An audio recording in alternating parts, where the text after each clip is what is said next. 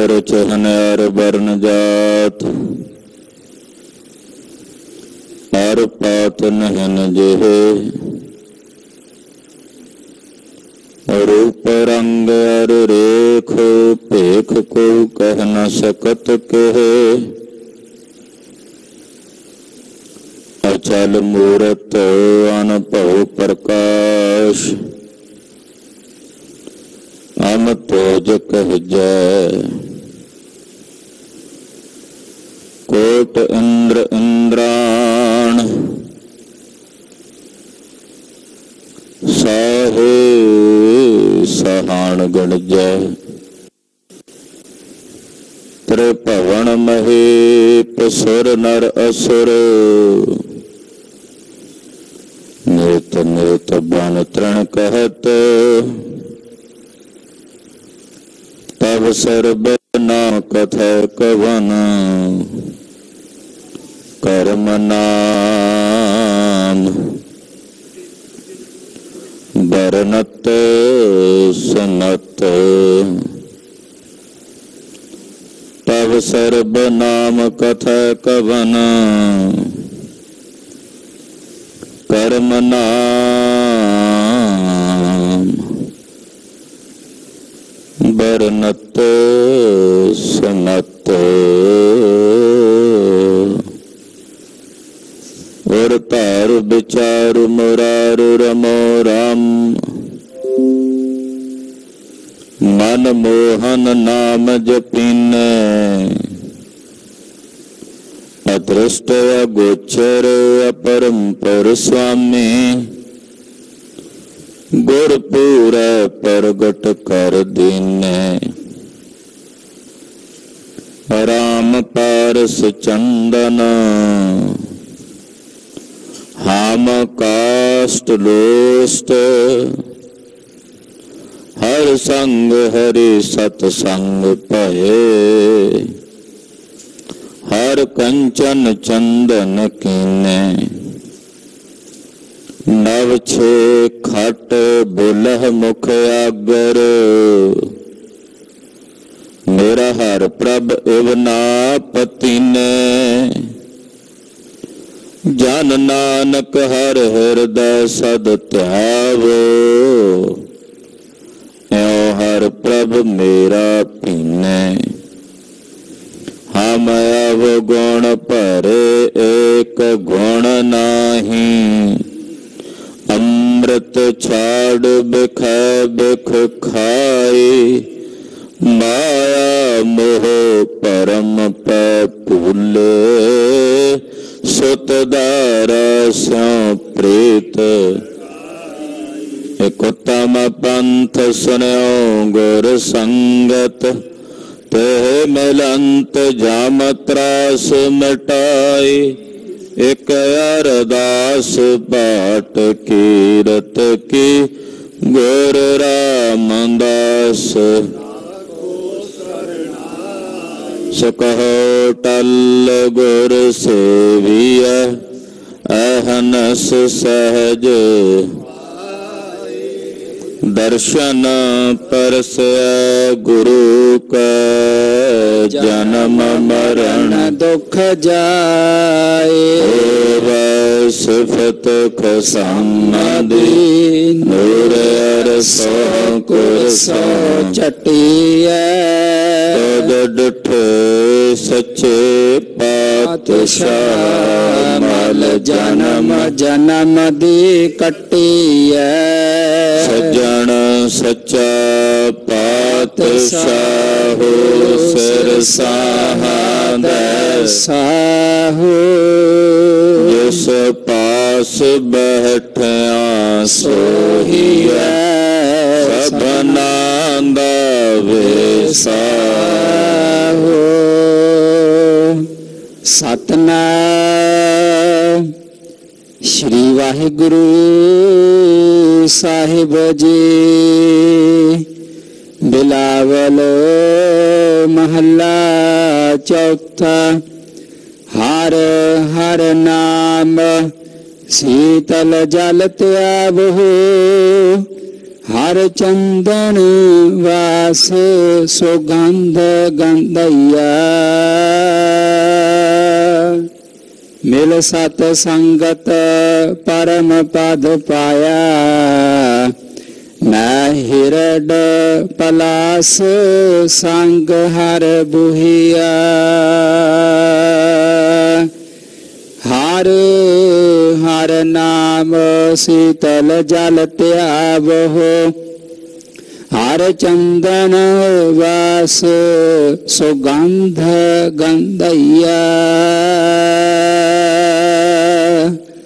मिल सत संगत परम पद पाया, मैं हिरड पलास संग हर बुहिया। जप जगन्नाथ जगदीश गुसैया, शरण परे से जान उबरे, जो प्रहलाद उधार समैया। रहाओ पार 18 मह चंदन उत्तम, चंदन निकट सब चंदन हुइया।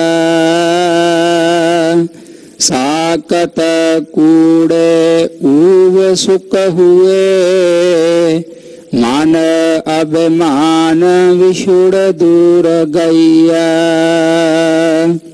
हर गत मित करता आपे जान, सब विद हर हर आप बनैया। जिस सतगुर पेट सो कंचन होवे, जो तुर लिखिया सो मिट ना मिटैया।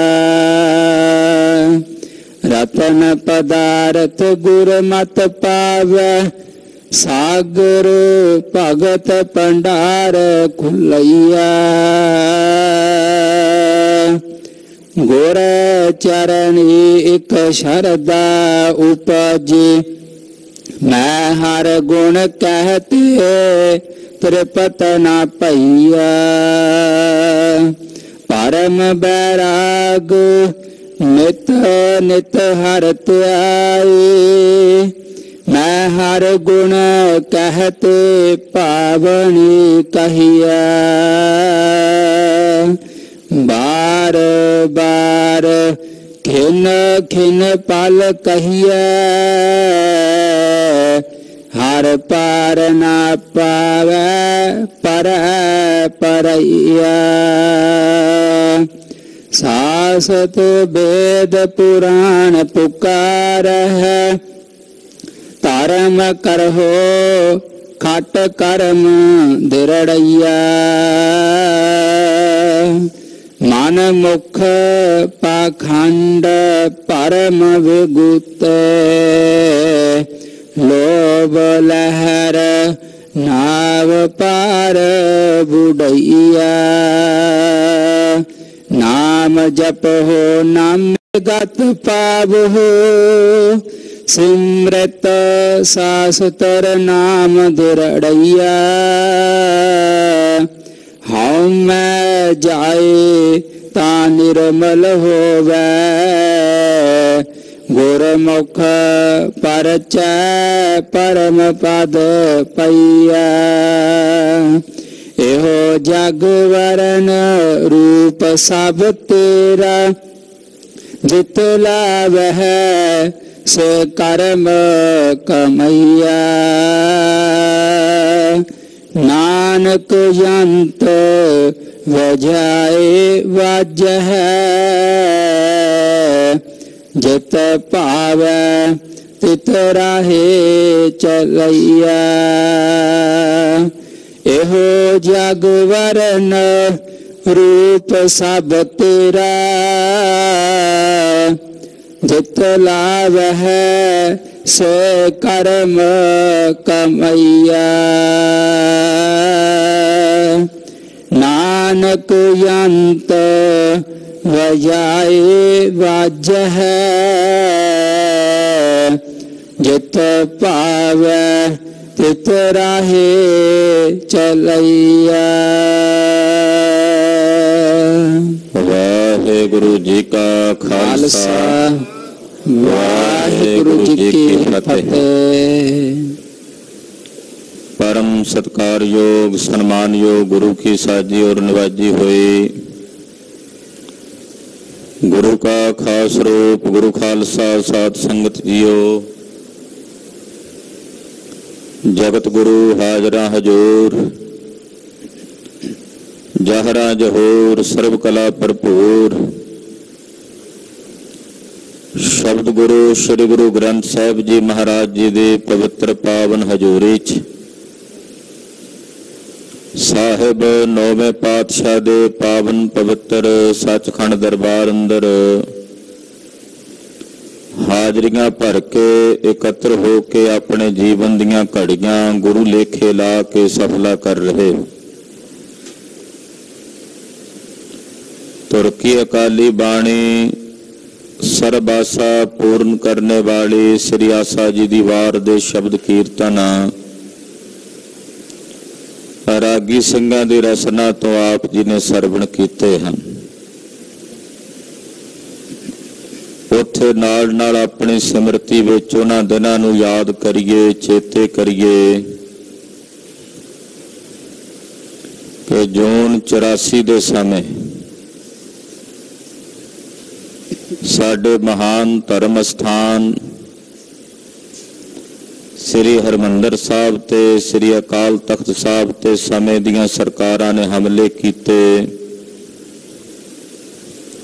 तोपां फौजां ते टैंक चढ़ा के लियांदे और इन्हां दिनां दौरान अनेकां गुरमुख प्यारियां ने शहीदियां प्राप्त कीतियां हन। उन्हां समूह शहीदां दा ध्यान अपनी सिमरती च रखदिआं उन्हां दे चरनां विच नमन करना है। कोटि कोटि प्रणाम है। अमृत वेले श्री मुखवाक हुक्मनामे दी दात सतगुरां ने सानू बख्शिश कीती है। कुछ समय लई अपनियां सुरतियां बिरतियां गुरुदेव दे पवित्र चरनां नाल जोड़िए। साहिबां दे पवित्र चरनां विच अपनियां हाजरियां लवाइए। सोढी सुल्तान पातशाह जगत गुरु श्री गुरु रामदास जी महाराज सतगुरां दे पवित्र चरनां कमलां दा ध्यान अपने हिरदियां च वसाइए। अपनी रसना नूं पवित्र करदिआं आखो जी सतनाम श्री वाहेगुरु साहिब जी। सतनाम श्री वाहेगुरु साहिब जी। बिलावल महला चौथा। हर हर नाम शीतल जल त्यावो, हर चंदन वास सुगंध गंधैया। राग बिलावल है और चौथे पातशाह धन गुरु रामदास जी महाराज जी का उच्चारण किया होया पावन पवित्र श्री मुखवाक शब्द है। हरि अकाल पुरख वाहिगुरु परमेश्वर का नाम अमृत जल है। ऐसा अमृत जल है, शीतल जल है। हे भाई ऐसे शीतल जल रूप परमेश्वर दे अमृत नाम नूं ध्यावो। जिवें जल दे तरौंके नाल अग बुझ जाती है, तैसे परमेश्वर दे नाम रूपी शीतल जल नूं ध्याउण नाल हिरदे दी तृष्णा दी अग बुझदी है। ऐसे हरि नाम रूपी शीतल जल नूं ध्यावो जिस नाल तुहाडे अंतशकरण दी शुद्धि होवेगी, विकारां दी तपश शांत होवेगी। और हरि अकाल पुरख वाहिगुरु परमेश्वर जिवें चंदन च महक हुंदी है ना, चंदन विच सुगंधी हुंदी है, इसे तरह निरंकार अकाल पुरख परमेश्वर दे नाम दे विच भी शुभ गुणां दी सुगंधी है। शुभ गुणा दी सुगंधी नाल हरि परमेश्वर दा नाम मैं करिया। ਜਿਹੜੇ ਮਾਈ ਭਾਈ ਇਸ ਅੰਮ੍ਰਿਤ ਨਾਮ ਨੂੰ ਧਿਆਉਂਦੇ ਹਨ ਉਹਨਾਂ ਦੇ ਹਿਰਦਿਆਂ ਵਿੱਚ ਸ਼ੁਭ ਗੁਣਾਂ ਦੀ ਸੁਗੰਧੀ ਜਿਹੜੀ ਹੈ ਉਤਪੰਨ ਹੋ ਜਾਂਦੀ ਹੈ। ਇੱਦਾਂ ਕਹਿ ਸਕਦੇ ਹਾਂ ਕਿ ਉਹਨਾਂ ਨੂੰ ਸ਼ੁਭ ਗੁਣਾਂ ਦੀ ਦਾਤ ਪ੍ਰਾਪਤ ਹੋ ਜਾਂਦੀ ਹੈ ਜਦੋਂ ਹਰੀ ਅਕਾਲ ਪੁਰਖ ਪਰਮੇਸ਼ਰ ਦੇ ਨਾਮ ਨੂੰ ਗੁਰਮੁਖ ਜਨ ਧਿਆਉਂਦੇ ਹਨ। ਮਿਲ ਸਤ ਸੰਗਤ ਪਰਮ ਪਦ ਪਾਇਆ, ਮੈਂ ਹਿਰਡ ਪਲਾਸ ਸੰਗ ਹਰ ਬੁਹੀਆ। ਸਤ ਸੰਗਤ ਨਾਲ ਮਿਲ ਕੇ ਮੈਨੂੰ ਪਰਮ ਪਦਵੀ ਦੀ ਪ੍ਰਾਪਤੀ ਹੋਈ। ਜਦੋਂ ਸਾਧ ਸੰਗਤ ਦੀ ਪ੍ਰਾਪਤੀ ਹੁੰਦੀ ਹੈ ਨਾ, ਪਹਿਲੀ ਗੱਲ ਇਹ ਸੰਗਤ ਮਿਲਦੀ ਉਹਨਾਂ ਨੂੰ ਹੈ ਜਿਨ੍ਹਾਂ ਦੇ ਭਾਗ ਵੱਡੇ ਨੇ। ਸਤ ਸੰਗਤ ਸਾਧ ਪਾਈ ਵਡਭਾਗੀ, ਮਨ ਚਲਤੋ ਭਇਓ ਅਰੂੜਾ। ਜਿਨ੍ਹਾਂ ਵੱਡਿਆਂ ਭਾਗਾਂ ਵਾਲਿਆਂ ਨੂੰ ਸਾਧ ਸੰਗਤ ਦੀਆਂ ਘੜੀਆਂ ਪ੍ਰਾਪਤ ਹੁੰਦੀਆਂ ਨੇ ਉਹਨਾਂ ਨੂੰ ਫਾਲੇ ਮਿਲਦਾ ਹੈ ਕਿ ਉਹਨਾਂ ਦਾ ਚੰਚਲ ਤੇ ਚਲਾਏ ਮਨ ਇੱਕ ਜਗ੍ਹਾ ਤੇ ਕੇਂਦਰਿਤ ਹੋ ਜਾਂਦਾ, ਇਕਾਗਰ ਹੋ ਜਾਂਦਾ, ਆਪਣੇ ਨਿਜ ਰੂਪ ਦੇ ਵਿੱਚ। ਅਰੂੜਾ ਦਾ ਮਤਲਬ ਹੁੰਦਾ ਸਵਾਰ ਹੋ ਜਾਂਦਾ। ਤੇ ਜਦੋਂ ਸਾਧ ਸੰਗਤ ਨਾਲ ਮਿਲ ਕੇ ਐਸੀ ਪਰਮ ਪਦਵੀ ਦੀ ਪ੍ਰਾਪਤੀ ਹੋਈ, ਮੈਂ ਇਰੰਡ ਤੇ ਪਲਾਸ ਕਹਿੰਦੇ ਨੇ ਛਿਛਰੇ ਦੇ ਪੌਦੇ ਨੂੰ, ਬੂਟੇ ਨੂੰ, ਉਹਦੇ ਵਾਂਗੂ ਬਿਲਕੁਲ ਨਿਕੰਮਾ ਸੀ, ਪਰ ਸਤ ਸੰਗਤ ਰੂਪੀ ਚੰਦਨ ਨਾਲ ਮੇਲ ਪ੍ਰਾਪਤ ਹੁੰਦਿਆਂ ਮੇਰੇ ਵਿੱਚੋਂ ਵੀ ਸ਼ੁਭ ਗੁਣਾਂ ਦੀ ਸੁਗੰਧੀ ਪੈਦਾ ਹੋਣ ਲੱਗ ਪਈ। ਜਿਵੇਂ ਚੰਦਨ ਦੇ ਨੇੜੇ ਵਸਣ ਵਾਲੇ ਇਰੰਡ ਦੇ ਔਰ ਛਿਛਰੇ ਢੱਕ ਪਲਾਸ ਦੇ ਬੂਟਿਆਂ ਵਿੱਚੋਂ ਵੀ ਸੁਗੰਧੀ ਆਉਣ ਲੱਗ ਪੈਂਦੀ ਹੈ, ਇਸੇ ਤਰ੍ਹਾਂ ਸਾਧ ਸੰਗਤ ਵਿੱਚ ਮਿਲ ਕੇ ਮੈਨੂੰ ਪਰਮ ਪਦਵੀ ਦੀ ਪ੍ਰਾਪਤੀ ਹੋਈ ਹੈ ਔਰ ਮੇਰੇ ਅੰਦਰ ਸ਼ੁਭ ਗੁਣਾਂ ਦੀ ਬੁਹੀਆ ਕਹੀਏ ਸੁਗੰਧੀ ਪੈਦਾ ਹੋ ਗਈ। ਸ਼ੁਭ ਗੁਣਾਂ ਦੀ ਵਾਸ਼ਨਾ ਮੇਰੇ ਅੰਦਰ ਉਤਪੰਨ ਹੋਣ ਲੱਗ ਪਈ ਹੈ। ਇਹ ਮੈਨੂੰ ਸਾਧ ਸੰਗਤ ਦਾ ਫਲ ਪ੍ਰਾਪਤ ਹੋਇਆ ਹੈ। ਜਪ ਜਗਨਨਾਥ ਜਗਦੀਸ਼ ਗੁਸਈਆ। ਜਗਤ ਦੇ ਨਾਥ ਵਾਹਿਗੁਰੂ ਪਾਰ ਬ੍ਰਹਮ ਪਰਮੇਸ਼ਰ ਦੇ ਜਾਪ ਨੂੰ ਜਪੀਏ, ਜਿਹੜਾ ਸਾਰੇ ਜਗਤ ਦਾ ਈਸ਼ਵਰ ਹੈ, ਸਾਰੇ ਜਗਤ ਦਾ ਮਾਲਕ ਹੈ।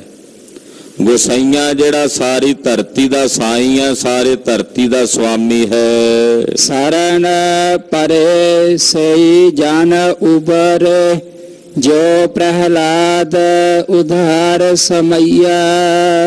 ਜਦੋਂ ਵਾਹਿਗੁਰੂ ਪਰਮੇਸ਼ਰ ਦੀ ਸ਼ਰਨ ਪਈਏ, ਜਿਹੜੇ ਜਿਹੜੇ ਸਤਿਗੁਰਾਂ ਦੀ ਸ਼ਰਨ 'ਚ ਪੈ ਜਾਂਦੇ ਨੇ ਉਹ ਜਨ ਉਭਰ ਜਾਂਦੇ ਨੇ, ਬਚ ਜਾਂਦੇ ਨੇ।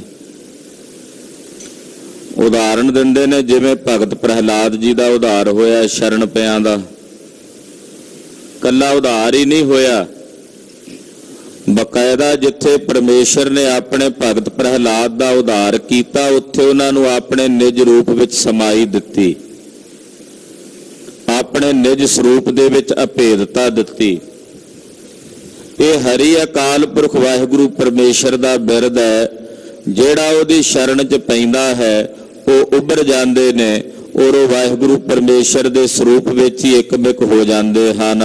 ਰਹਾਉ ਪਾਰ 18 ਨਹਿ ਚੰਦਨ ਉਤਮ, ਚੰਦਨ ਨਿਕਟ ਸਭ ਚੰਦਨ ਹੋਈਆ।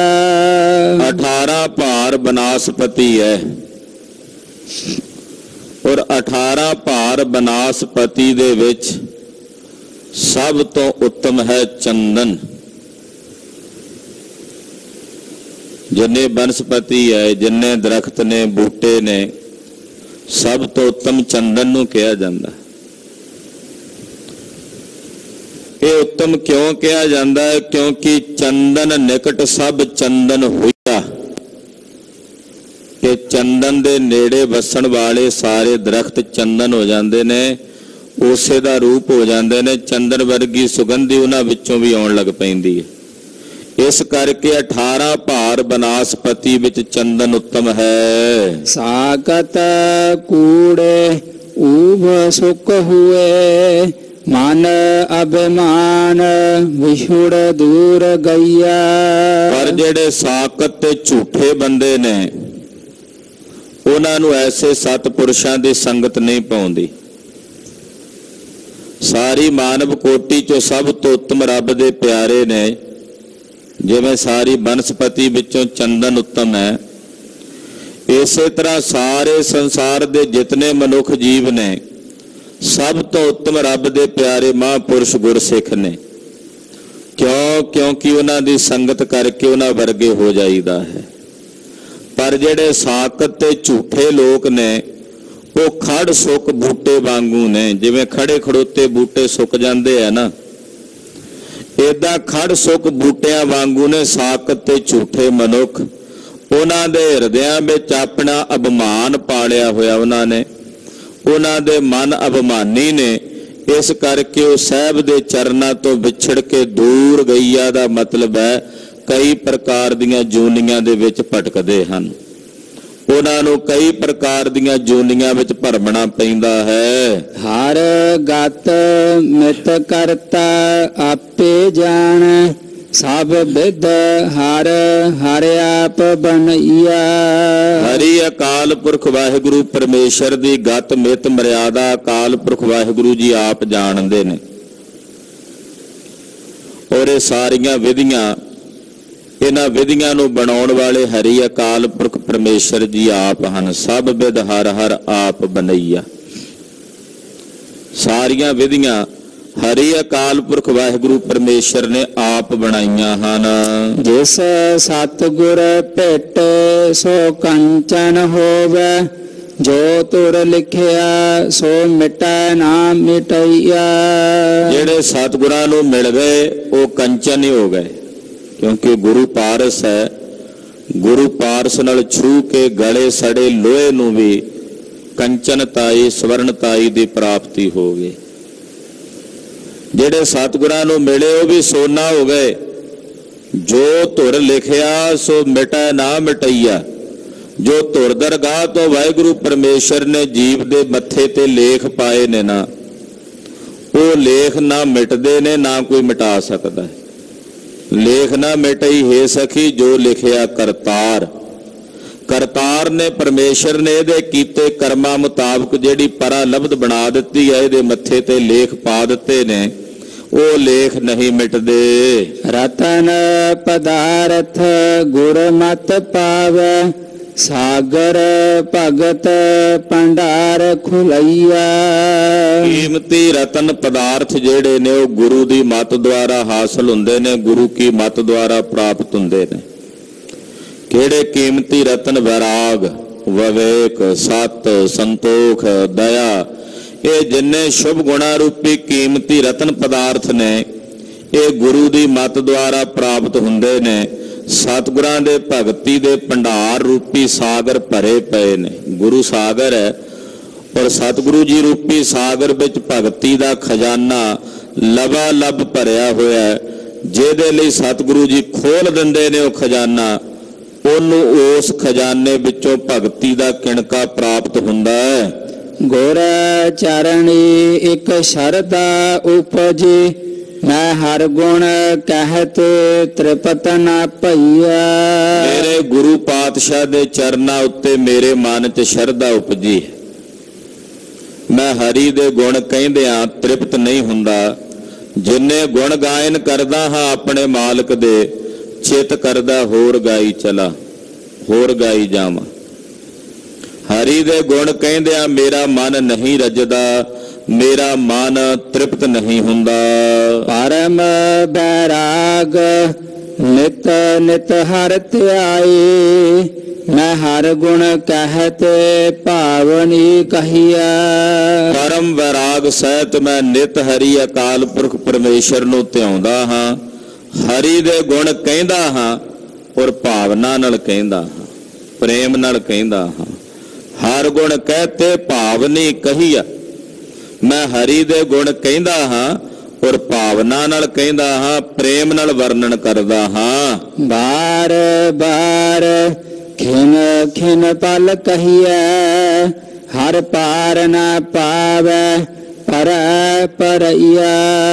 ਬਾਰ ਬਾਰ ਖਿਨ ਪਲ ਆਪਣੇ ਮਾਲਕ ਦੇ ਗੁਣਾਂ ਨੂੰ ਗਾਇਨ ਕਰਦਾ ਹਾਂ, ਐਸੇ ਮਾਲਕ ਦੇ ਗੁਣਾਂ ਨੂੰ ਜਿਸ ਹਰੀ ਦਾ ਨਾ ਕੋਈ ਪਾਰਾਵਾਰ ਪਾ ਸਕਿਆ ਤੇ ਨਾ ਪਾ ਸਕਦਾ। ਉਹ ਪਰੇ ਤੋਂ ਪਰੇ ਹੈ। ਜਿਨ੍ਹਾਂ ਨੇ ਉਹਦਾ ਪਾਰਾਵਾਰ ਪਾਉਣ ਦਾ ਯਤਨ ਕੀਤਾ ਹੈ, ਉਹਨਾਂ ਇਹੀ ਆਖਿਆ ਉਹ ਪਰੇ ਤੋਂ ਪਰੇ ਹੈ। ਸਾਸਤ ਵੇਦ ਪੁਰਾਣ ਪੁਕਾਰ ਹੈ, ਧਰਮ ਕਰਹੁ ਖਟ ਕਰਮ ਦਿਰੜਈਆ।